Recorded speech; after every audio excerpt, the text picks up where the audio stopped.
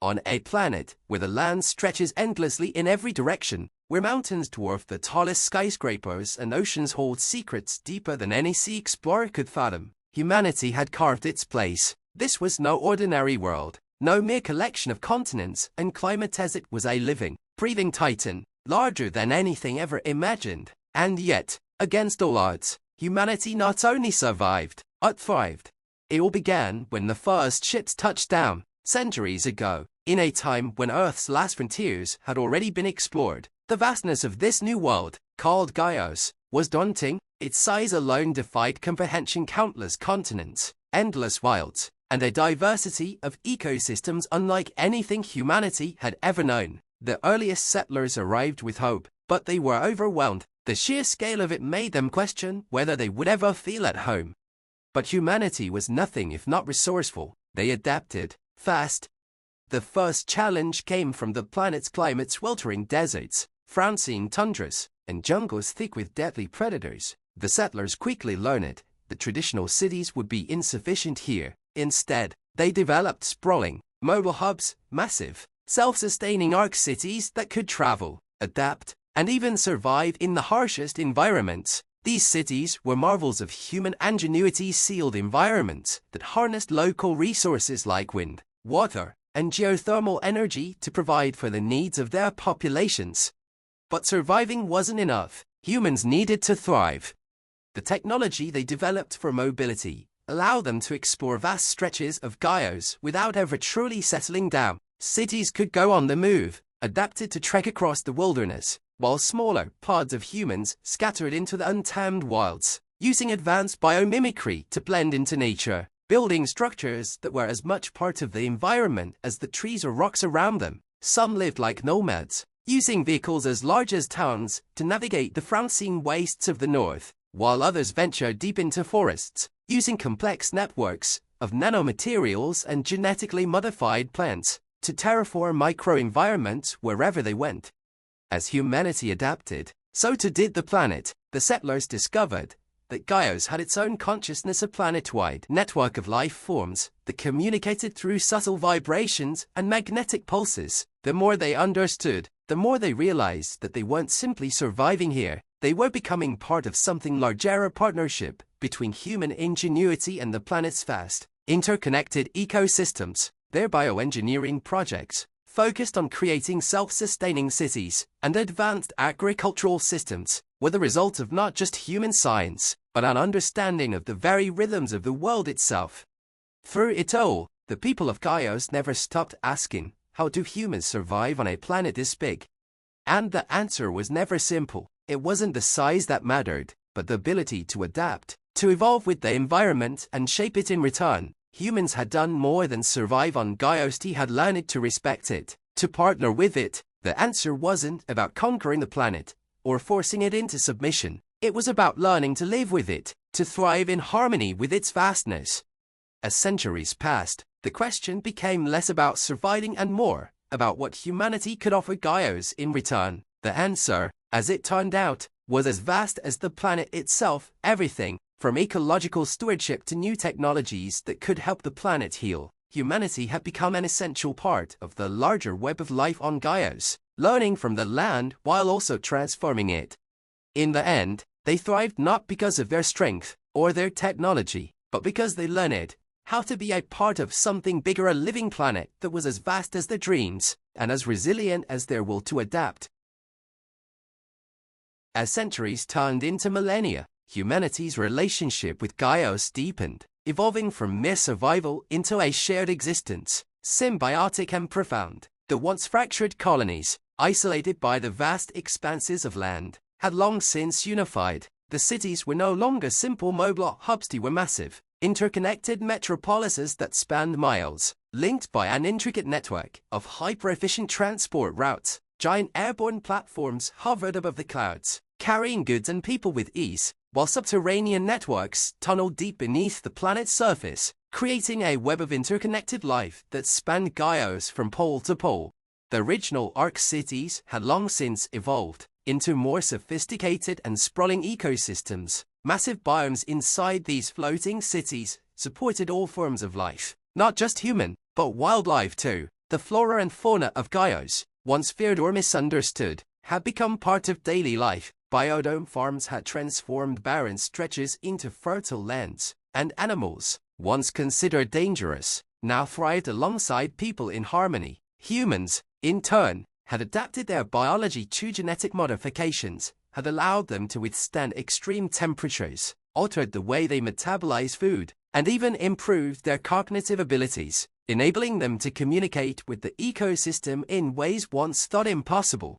The true marvel of this era, however, lay in humanity's integration with the planet itself. The planet's vastness had ceased to be a barrier. It had become a conduit for humanity's potential. Entire cityscapes were powered by the energy of the planet's dynamic processes. Volcanic activity turned into geothermal power stations. Deep currents in the oceans were tapped for clean energy, and forests grew on machines that mimicked the natural cycle of plant life. Humanity had learned how to listen to the planet through advanced neural interfaces. They could sense the hum of the land beneath their feet, interpret the subtle shifts in atmospheric pressure, and even communicate with the thriving ecosystems that made up Gaia's living network.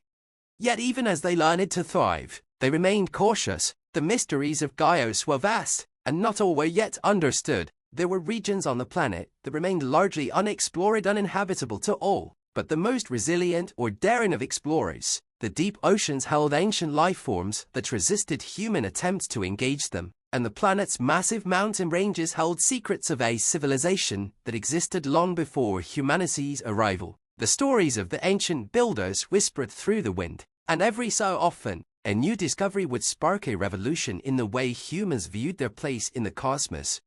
The question of survival, though, was far from obsolete. The universe itself seemed endless, and the thought of Gaios being just one planet in an infinite number was both humbling and exhilarating. Humanity had come to understand one of the greatest truths of our survival is not an end goal but a process, a continuous dance between adaptation and innovation, evolution and expansion. They had learned to thrive, not by conquering, but by being part of something larger than themselves, by integrating into the vastness of existence in ways that none had anticipated.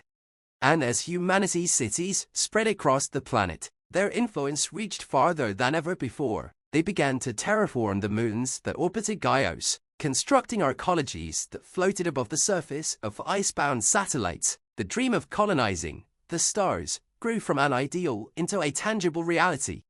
Yet, as the years passed, the people of Gaios, those descendants of the original explorers, remained committed to one core philosophy: to never forget the question, how do humans survive on a planet this vast? The answer had always been that humanity was more than just a species fighting for survival. They were a part of the living, breathing universe, thriving not by dominating the land, but by learning to be part of it, listening to it, growing with it, and in return, shaping the future of the stars themselves. As a new generation took the helm of the great cities, some began to ask a new question: what if this was just the beginning? The planet, immense as it was, could not be the end of humanity's journey. The stars beckoned. The great void outside Gaios called them to explore, to expand, and to embrace the unknown. And in that vast, uncharted future, the answers to the question of survival and thriving would continue to evolve, shaped by the incredible potential that only humanity, with its boundless ambition and its extraordinary capacity for change, could offer. Gaios had taught them how to thrive on a planet this vast. Now, the cosmos awaited their answer to how they would thrive across the stars. As the first fleet of colony ships ascended into the sky, leaving Gaios behind, the lessons learned from centuries of symbiosis with their home planet echoed in the minds of those who journeyed into the unknown. The legacy of their success on Gaia, survival through adaptation, innovation, and respect for the natural world, was encoded into the very essence of their spacefaring civilization. The stars were no longer a distant dream. They were the next frontier, and humanity had already learned what it meant to thrive in the vastness of the cosmos. The journey to the stars, however, would not be an easy one. Though humanity had mastered the art of surviving on a planet the size of Gaios, space was an entirely different challenge. The vast emptiness between stars, the radiation storms, and the unpredictable hazards of deep space were not as forgiving as the environment of their homeworld. Yet, if Gaios had taught them anything, it was this: survival was not about conquering all challenges, it was about becoming part of the system, using intelligence and adaptability to thrive in even the harshest conditions. The fleet, composed of hundreds of massive ships as large as small cities, carried millions of people, each with a purpose and a mission. The ships were not just vessels, they were ecosystems in themselves, powered by the latest energy-efficient technologies. They contained everything needed for the long voyage: artificial biomes, sustainable agriculture, recycling systems, and advanced AI that acted as both navigator and caretaker. These ships were designed not only to travel vast distances, but to make the journey as self-sustaining as possible, just as the people of Gaios had learned to create cities that thrived on their own.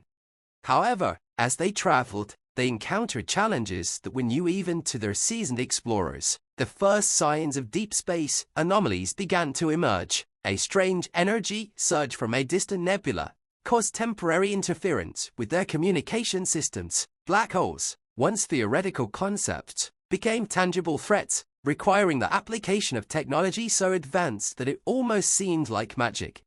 The fleet's leaders, however, were not intimidated. They had been trained to think as their ancestors did on Gaios, creatively and always in harmony with the environment, no matter how alien. By studying the quantum fluctuations around the black hole and adapting their ship's shields to ride the waves of gravitational anomalies, they navigated their first real test with elegance and ingenuity.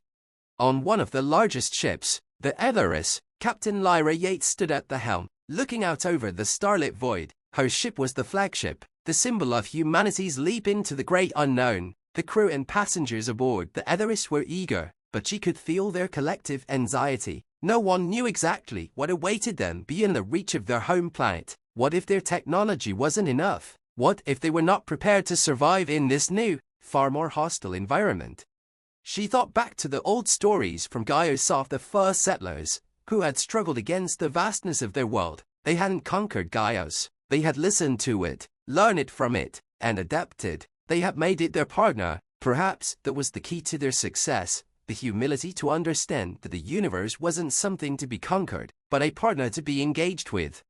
It was a lesson humanity would need in space, a space that was as wild and untamed as Gaios had once been. Months turned into years as the fleet traveled deeper into the cosmos. They encountered planets that were rich with resources and others that were hostile, barren, or even alive in ways that defied all understanding. They began to terraform distant moons and small planets, using techniques perfected on Gaios to create new homes. They established thriving colonies on worlds far from Gaios, each one unique, with their own ecosystems and challenges to face. Humanity's symbiosis with the universe became even more profound. On one such world, a mysterious plant species was discovered, capable of converting toxic gases into breathable air like the engineered flora of Gaios. The colonists learned to cultivate and share the species with other colonies, creating a network of interconnected planets that helped each other survive and flourish.